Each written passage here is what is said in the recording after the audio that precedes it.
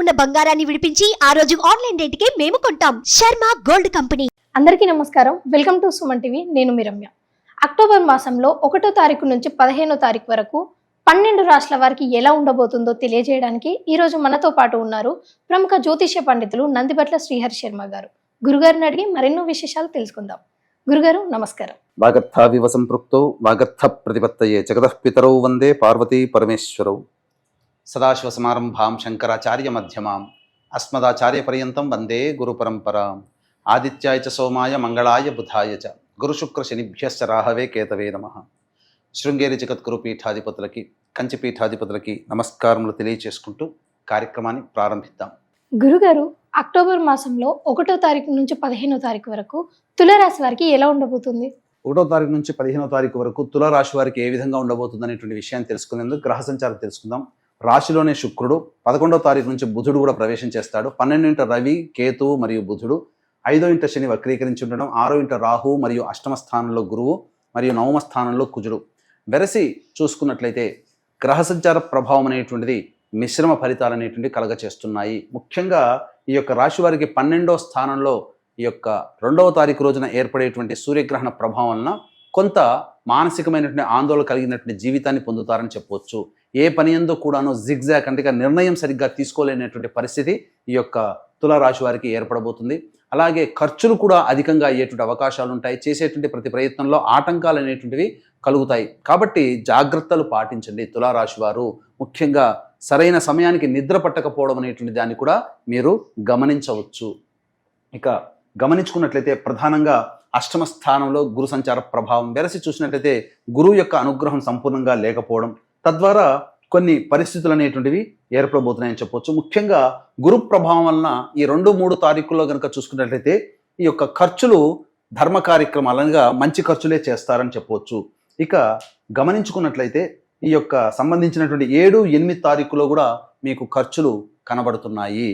అలాగే ఈ సంబంధించినటువంటి తులారాశి వారికి ఏ తర్వాత మిశ్రమ ఫలితాలు పొందుతారని చెప్పవచ్చు. ముఖ్యంగా ఎఫ్ఎంసీజీ మరియు హోటల్, జ్యువెలరీ రంగం, విద్యాలయాలు, అలాగే ఫుడ్కు సంబంధించినటువంటి వ్యాపారస్తులు నూతన పెట్టుబడులు పెట్టకపోవడమే చాలా మంచిదనేటువంటి విషయాన్ని గమనించుకోవాలి. అయితే ఈ యొక్క కుజ సంచార ప్రభావము మీకు 20వ తారీఖు నుంచి మార్పు చెందబోతుంది. పట్టుదలతో మీరు మొండి ధైర్యంతో ముందడుగు వేయాల్సినటువంటి పరిస్థితి వస్తుంది. మీరు చేసేటువంటి ఉద్యోగంలో కావచ్చు, వ్యాపారంలో కావచ్చు, ఆత్మవిశ్వాసంతో మీరు ముందడుగు వేస్తారు 20వ తారీఖు తర్వాత నుంచి. కాబట్టి ఇప్పటి వరకు కొన్ని రకాల ఇబ్బందులు అనేటువంటి ఉన్నా సాధారణంగానే జరిగిపోతాయని చెప్పొచ్చు. ముఖ్యంగా న్యాయ సంబంధమైనటువంటి విషయాలు, మీరు ఎప్పటి నుంచో పోరాడుతున్నటువంటి విషయాలు వ్యాజ్యానికి వచ్చే అవకాశాలు, అనగా హీరింగ్కి వచ్చే అవకాశాలు గోచరమవుతున్నాయి, కోర్టు సంబంధమైనటువంటి. అలాగే ఈ రైతులకి సంబంధించి చూసుకున్నట్లయితే 20వ తారీఖు తర్వాత నుంచి అద్భుతమైనటువంటి యోగదాయకమైనటువంటి పరిస్థితి గోచరమవుతుంది. కాబట్టి ముందుగా ప్రిపేర్ అవ్వండి. రైతులకి మంచి యోగమైనటువంటి కాలం 20వ తారీఖు నుంచి ప్రారంభమవుతుందని చెప్పవచ్చు.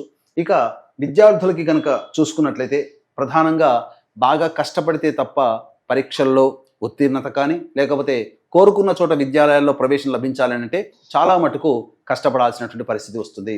ఇక వివాహానికి సంబంధించినటువంటి ప్రయత్నాల్లో ఉన్నటువంటి వారు 11వ తారీఖు తర్వాత వివాహ ప్రయత్నాల్లో మీరు ముందడుగు వేస్తారు. తద్వారా మీరు కోరుకున్నటువంటి జీవిత భాగస్వామిని పొందే అవకాశాలు మీకు గోచరమవుతున్నాయని చెప్పవచ్చు. అయితే శత్రుత్వ భావనలో మీ చుట్టుపక్కల ఉన్నటువంటి వారు శత్రుత్వ భావన పెరిగే అవకాశం ఉంది. కాబట్టి జాగ్రత్తలు పాటించండి. ఇక ఏ తర్వాత 1వ తారీఖు నుంచి 15వ తారీఖు వరకు మంచి చెడు ఏ విధంగా ఉండబోతుందో తెలుసుకుందాము. 1వ తారీఖు రోజున ప్రధానంగా ధన రాబడి అధికంగా ఉంటుంది. అన్ని రంగాల్లో ఉన్నటువంటి వారికి మంచి జరిగేటువంటి అవకాశం ఉంటుంది. ఇక 2-3 తారీఖుల్లో ఖర్చులు అధికంగా ఉండడం, మానసిక ప్రశాంతత లోపించడం, ఏ పని యందు శ్రద్ధ లేకపోవడం, నిర్ణయం సరిగ్గా తీసుకోలేకపోవడం అనేటువంటి విషయాలు మీకు గోచరమవుతాయి. 4, 5, 6 తారీఖుల్లో కనుక చూసుకున్నట్లయితే ఒక ప్రధానమైనటువంటి పనిని పూర్తి చేసుకున్నామనేటువంటి సంతృప్తి, విందులు వినోదాలు మరియు స్నేహితులు బంధువులతో విందులు వినోదాల కార్యక్రమాల్లో పాల్గొంటారు. జీవితాన్ని ఆనందంగా గడపడానికి 4, 5, 6 తారీఖుల్లో ఉపయోగించుకుంటారని చెప్పవచ్చు. ఇక 7, 8 తారీఖులో కనుక చూసుకున్నట్లయితే ప్రధానంగా ధనపరమైనటువంటి సమస్యలు పెరిగేటువంటి అవకాశాలని, కుటుంబ సభ్యులతో వాగ్వివాదాలు చోటు చేసుకుంటాయి. కాబట్టి జాగ్రత్తలు పాటించండి. మీ యొక్క వాక్కుని ఎంత అదుపులో ఉంచుకుంటే అంత ఆనందంగా 7, 8 తారీఖుల్లో మీరు ఉంటారని చెప్పవచ్చు. ఇక 9, 10, 11 తారీఖులో కనుక గమనించుకున్నట్లయితే అంది వచ్చినటువంటి అవకాశాలను వినియోగపరుచుకుంటారు. అలాగే సోదర సోదరీమణులు మీ యొక్క ఖర్చులకి అవసరాలకి తగ్గట్టుగా ధన సహాయం మీకు అందజేస్తారు. తద్వారా తెలిసిన వాళ్ళ ద్వారా మీకు ధనము చేకూరుతుంది, రాని బాకీలు వసూలు అయితే చెప్పొచ్చు. ఇక 12, 13, 14, 15 తారీఖులు ఇవి అంత మంచి రోజులు కావు. 12, 13 తారీఖుల్లో కనుక చూసుకున్నట్లయితే ఖర్చులు గృహపరంగా వాహనపరంగా ఖర్చులు పెరుగుతాయి. అలాగే వాహనాన్ని నడిపేటప్పుడు జాగ్రత్తలు పాటించాలి, తల్లిగారి ఆరోగ్యం పట్ల శ్రద్ధ వహించాలి. ఇక 14, 15 తారీఖుల్లో మాత్రం మీ యొక్క ఆరోగ్యం పట్ల శ్రద్ధ వహించాల్సినటువంటి పరిస్థితి. అలాగే ఎంత ప్రయత్నం చేసినా ఆలోచనలకే పరిమితమై తప్ప ఈ యొక్క పనులు కార్యరూపం దాల్చవు. అలాగే వృధా కాలయాపన జరిగే అవకాశం ఉంటుంది.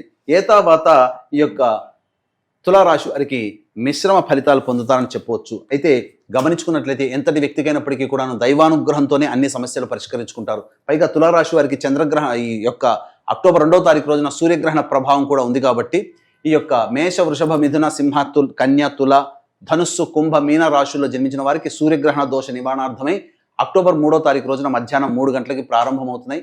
కేవలం పర్ హెడ్ 1500 రూపాయలకి చేయించడం జరుగుతుంది.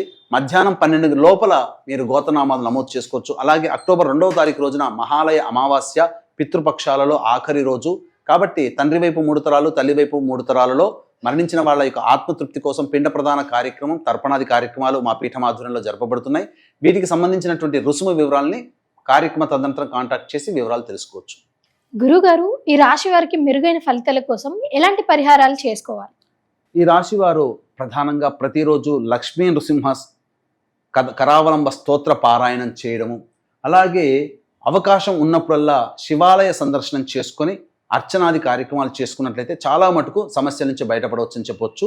ఇవి మనం చెప్పుకునేటువంటి మీ యొక్క రాశి రీత్యా అనగా తులారాశి రీత్యా గోచార ఫలితాలు. కాబట్టి జన్మజాతక రీత్యా సమస్యలు ఎదుర్కొంటున్నారంటే జన్మజాతక రీత్యా ఉన్నటువంటి దోషాలు. కాబట్టి దగ్గరలోని మంచి పండితుల్ని సంప్రదించి తగు పరిహారాలు పాటించినట్లయితే సంపూర్ణమైనటువంటి నివారణ చర్యలు మీకు కలుగుతాయని చెప్పవచ్చు. గురుగారు, చాలా చక్కటి సమాచారాన్ని మా ప్రేక్షకులకు అందజేశారు. ధన్యవాదాలు. సర్వం శ్రీ ఉమామహేశ్వర పరబ్రహ్మార్పణమస్తు.